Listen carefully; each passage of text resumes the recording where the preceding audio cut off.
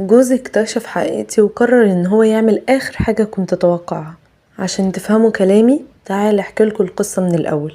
انا كنت بنت بحب اهتم بشكلي الخارجي قوي، واحب البس احسن لبس، وكان كل اللي يشوفني يقولي نفسنا نبقى زيك. وكنت نظيفة قوي، بس للأسف ده كان خارجي بس، انما في البيت كنت حاجة تانية خالص.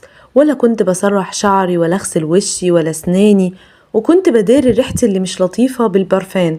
وفي يوم ابن زميل بابا شافني وعجبته، وقرر ان هو يتقدملي. طبعا بابا فرح جدا لان ابوه كان صاحبه المقرب، وبابا طبعا عارف ابنه اللي هو الولد اللي متقدملي. وانا الصراحة كنت فرحانة اكتر، لان اي حد كان يتمنى يناسب الناس دي. كانوا ناس ما شاء الله عليهم من عيلة ومحترمين، يعني كويسين من كل حاجة. وجي فعلا وقعدنا مع بعض وحصل قبول ما بينا، وتمت الخطوبة. وطول فترة الخطوبة كان مبهور بصوتي الواطي ونظافتي